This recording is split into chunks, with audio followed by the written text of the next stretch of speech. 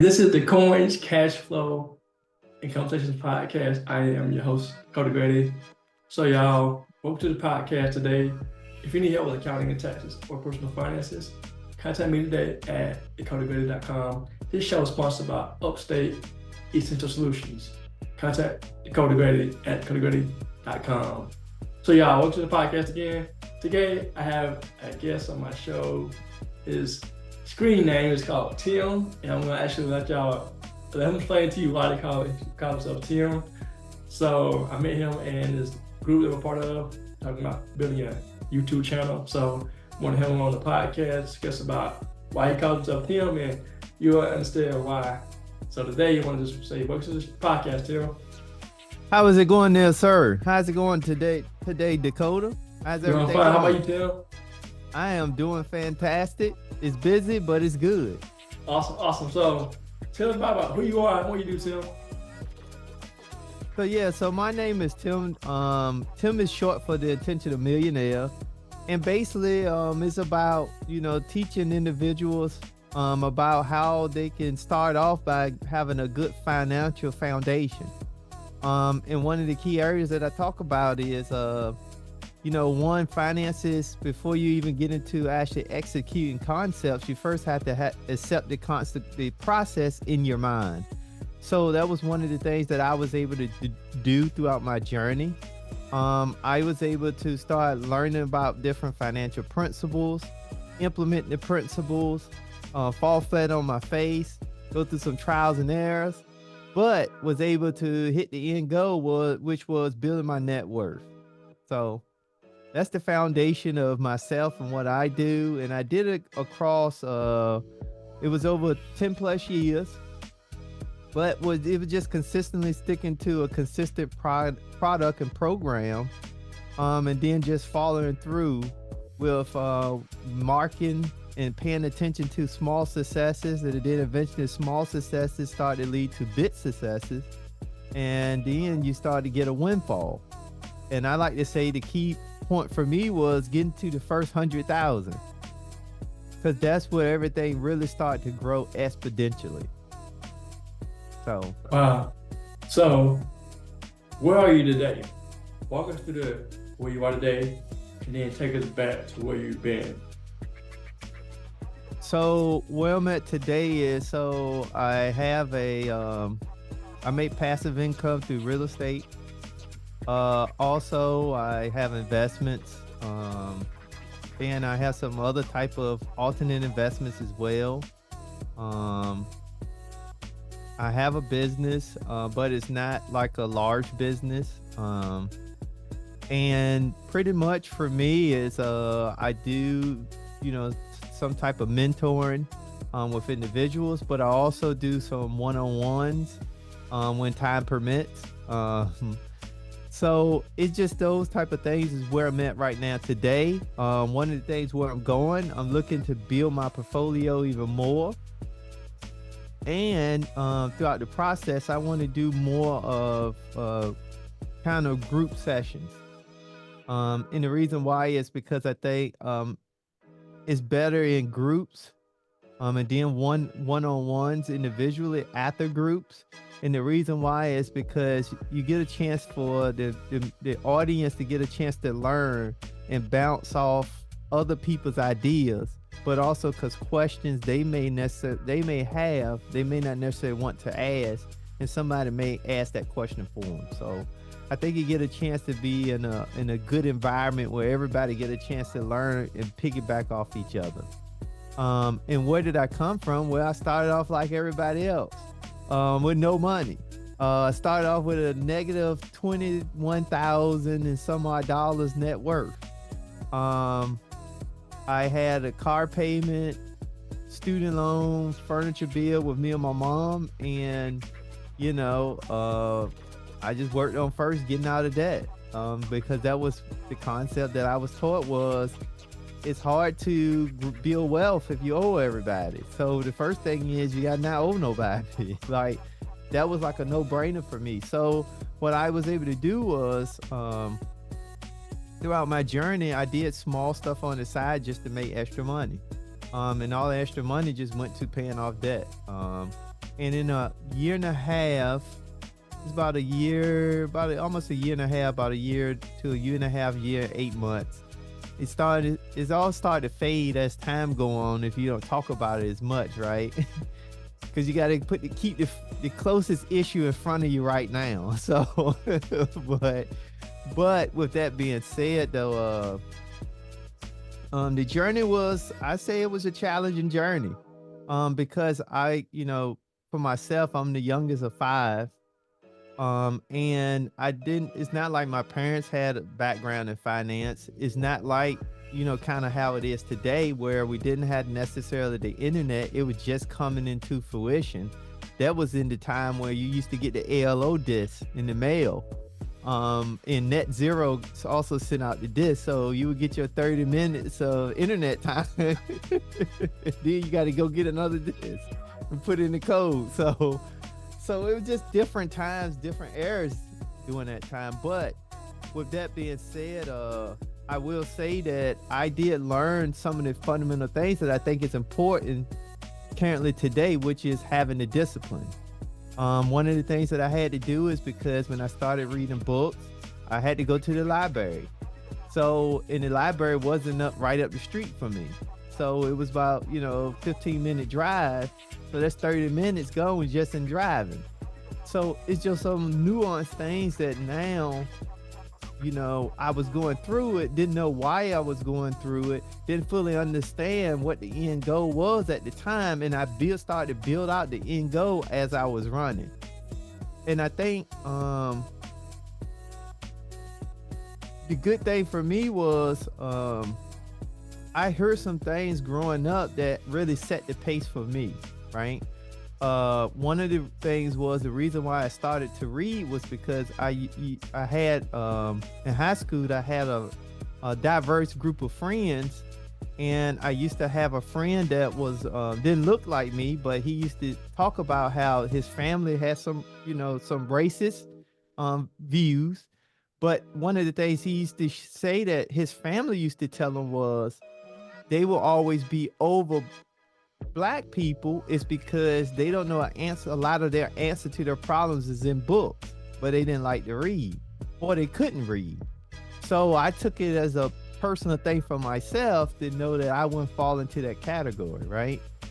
But during that time, also now this is like the mid 90s, I stopped watching TV. The last show that I can actually tell you that I sat down and watched was The Martin Show. Because I figure I take TV time and use it to reading time. I take TV time to start building out what do I want to do for myself. Because I didn't have nothing. I come from, growing up, in the hood.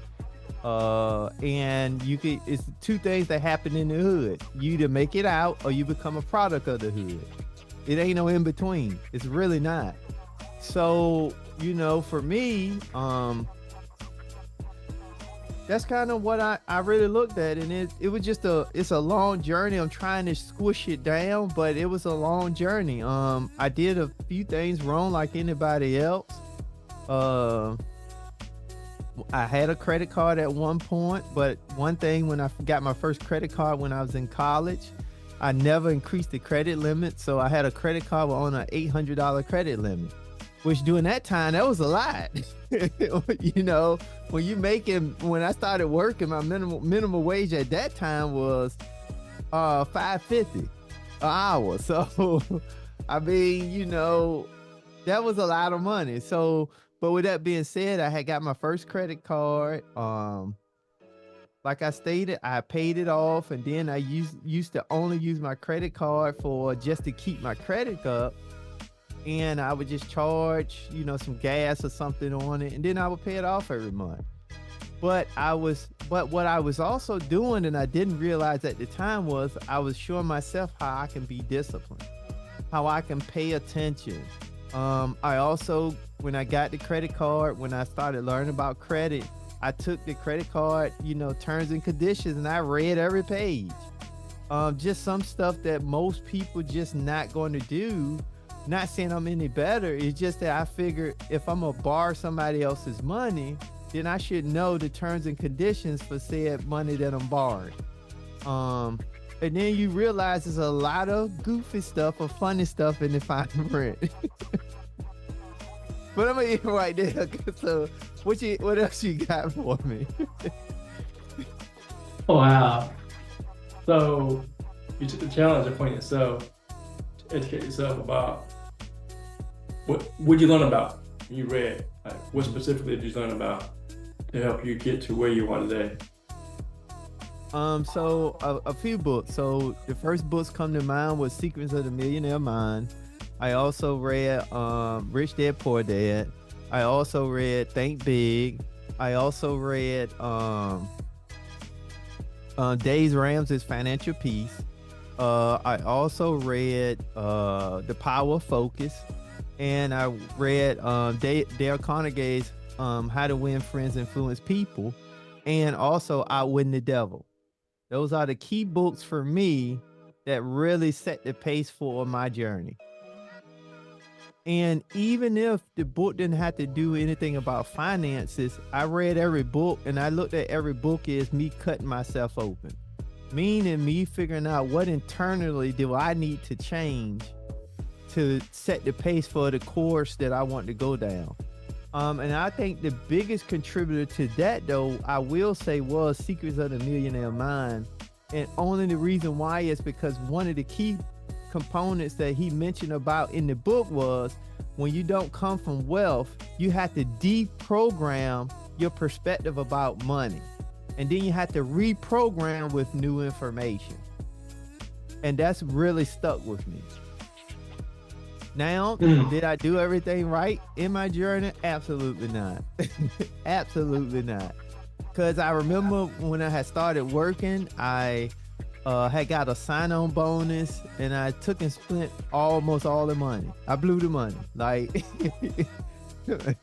you know, first time ever seeing $5,000 in one check, it was gone. Okay, it was gone. I may got 1 or 2 shirts today that came from that $5,000, and I only held on to it for a keepsake. But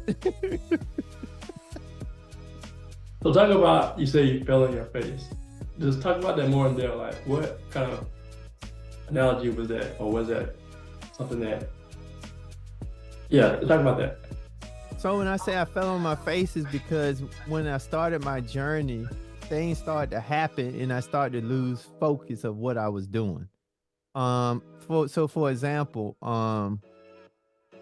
you know, when I was started my debt journey, me and my mom at the time, we were staying together because my dad had moved out. And when we were staying together, one of the things was we had to make a shift because, you know, where we was currently renting at the time, the owner was gonna sell the house. So we had to make a shift. So at that time, the priority had to shift to trying to find shelter, right? So, you know, in that process, I won't really focus on the journey. So when I say fall flat, it's because I lost focus of that and had to take care of something that was immediate right now. And in that process, that's how I also ended up adding on the furniture bill, right? Because we had to move, then we had to get furniture. So, you know, we kind of got the furniture or whatever. So I started the journey, but now I just added that back onto it. You see what I'm saying? So that's one of the things when I say fall flat, because, you know, you can start something and then when you're not fully in as of yet, but you think you fully in, that may come up. Now it's going to test how in are you. And I got tested and I failed. Okay. So, but I don't look at that as a bad thing. I look at it now, it helped because now it really showed me that you have to fully be committed to what I'm doing, even when you are faced with adversity. And that's where I say, when I say fall flat, also, during that time, you know, I also learned during that time, you know, about loaning money, you know, which is a big thing because, you know, I learned that you only loan what you're willing to lose. And if you're not willing to lose it, don't own it. And when there's people that you love and care about, you got to know that that could be the difference of you losing that friendship or not. So you got to ask yourself, if you don't want to lose a friendship, then don't loan the money or just give the money as a gift. Yes, sir. So you said something that was key, in my opinion, about what's happening today in our community. I would say Black community. You mentioned that y'all were renting apparently, and the owner was going to sell the property of the house. Mm-hmm. That's why ownership is very important, because if you don't own anything, such as you have a business, you are renting someone's space, or you have a home you're renting, or apartment you're renting, you each living in, you have no control over that. You have a control over whether you can pay a lease, making money paying the bill, but if they say we're going to sell the property, what do? You do what you just said. You're in almost like in survival mode at that point. Yep. Talk about how important it is to own stuff opposed to being a renter. There's a place for renting and owning, but when it comes to owning, especially in our community, we lack that, because only I think about 40-something% of Blacks own homes compared to 74% of our counterparts. Talk about that, please. Well, I think ownership is no different than I look at it like when we talk about our vehicles, our cars, we like to jump in our vehicle, we like to go when we want, we like to have the keys accessible when we want to go. But then it's like almost like, well, now let's just say you have to take the car in the shop and you don't have no additional vehicle. Now you got to find a way to get around. So the reason why you own is because you don't want to find a way. You want to be able to go when you're ready to go.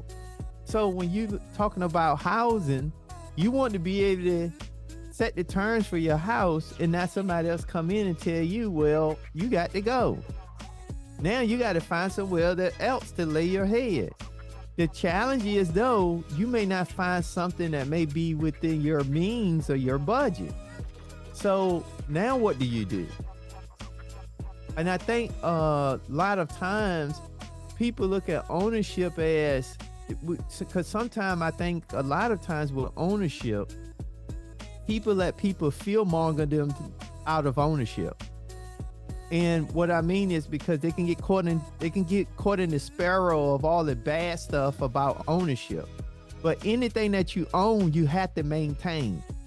If you own yourself, you have to maintain yourself. Because if you don't, then when you go to the doctor, they're going to let you know that you ain't been doing a good job of maintaining yourself. So it's always shocking when people get so fearful of the maintenance of ownership, when everything else that you own, you have to maintain. People do it with their children. You have children, part of making sure they have good schooling, having food on the table, that's part of maintenance.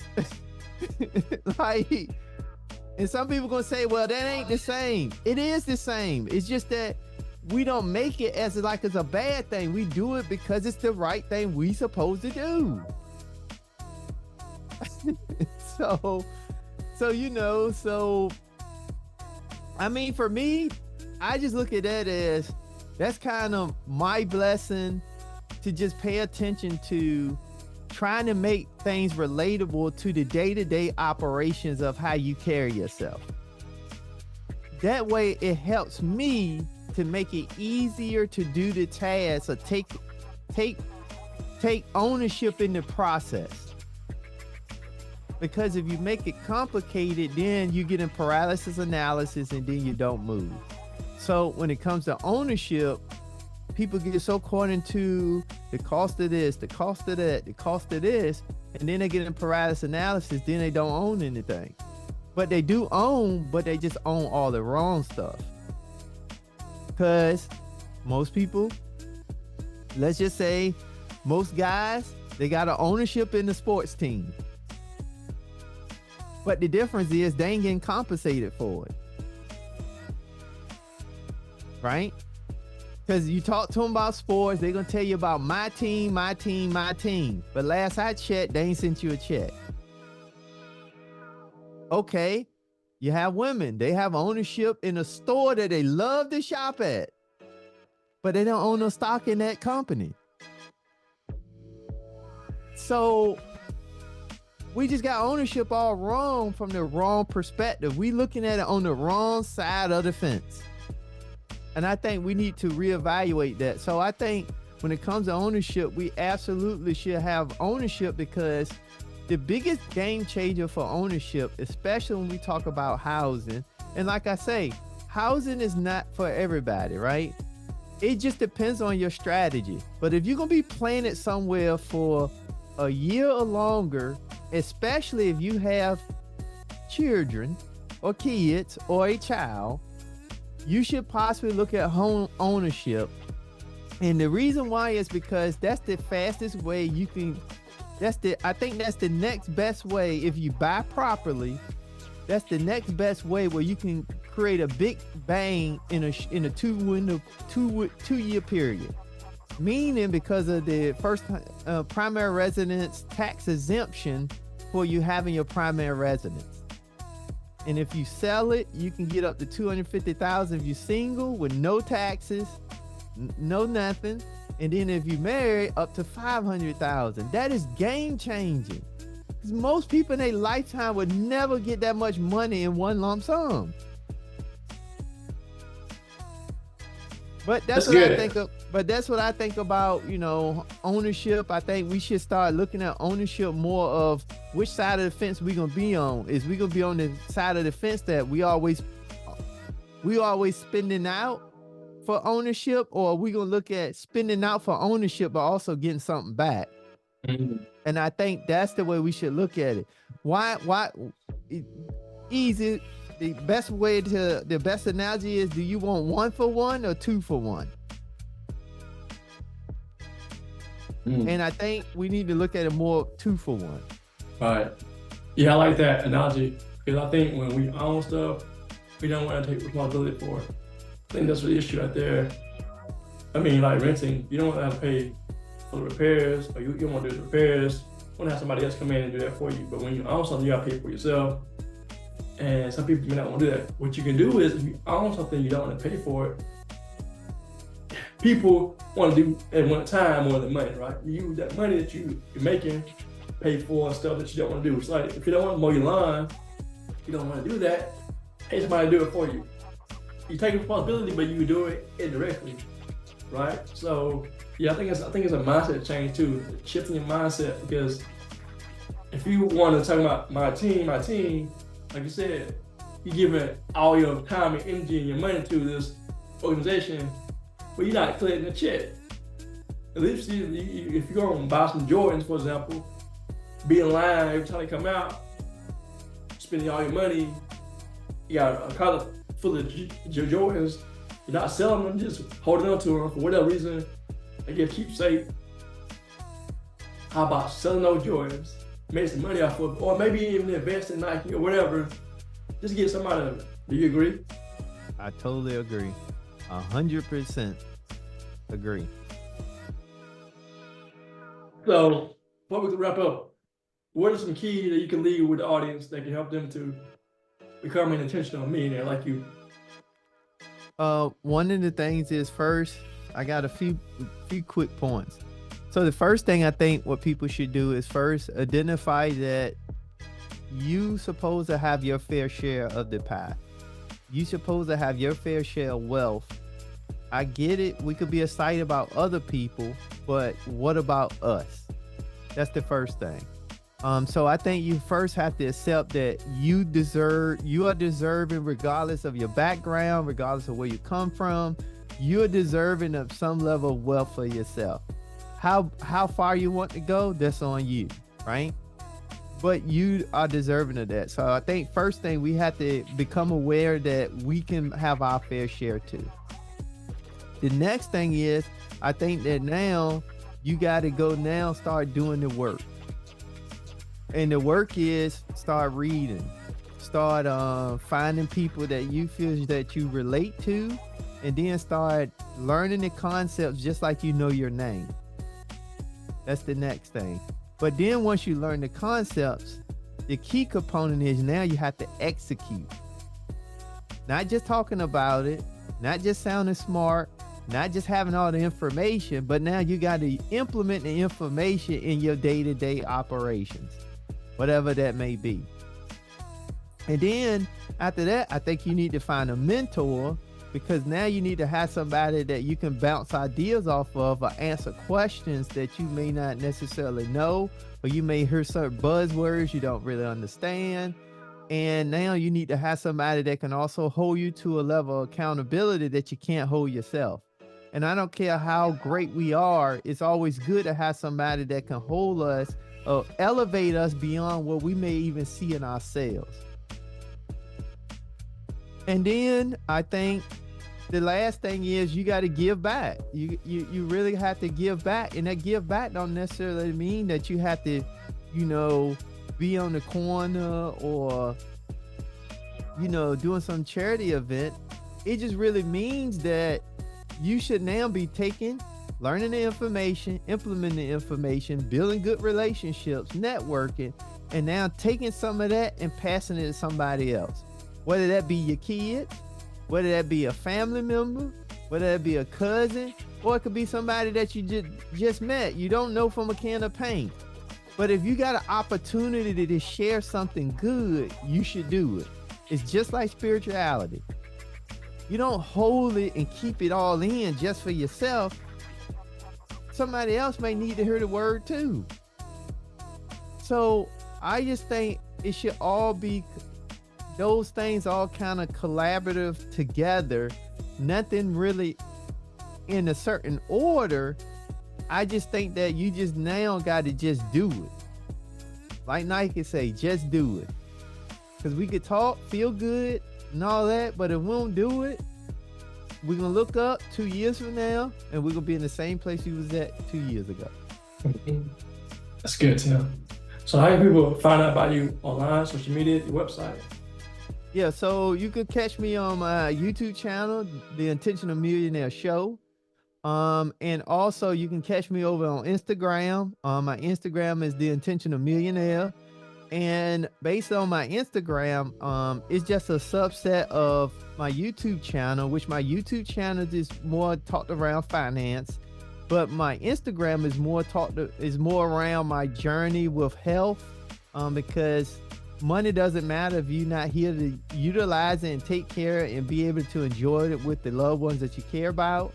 And then 2, it also shows some of the places that I've been, because I've been to a total of, I think, 9 countries now. So it's just the extension of, it's not just about money as part of it, but it's more than just the money. Yes, sir. But Tim, thank you for joining us on the podcast. All right. Well, appreciate you having me.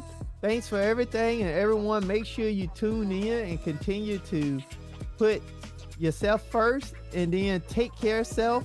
And then once you take care of self, you can genuinely give back to others. With that being said, my name is Tim, also known as the Intentional Millionaire. Catch you all on the next episode. Thanks again. All right. And this is the Coins, Cashflow, and Conversations podcast, sponsored by Upstate Essential Solutions. Contact me today at dakotagrady.com.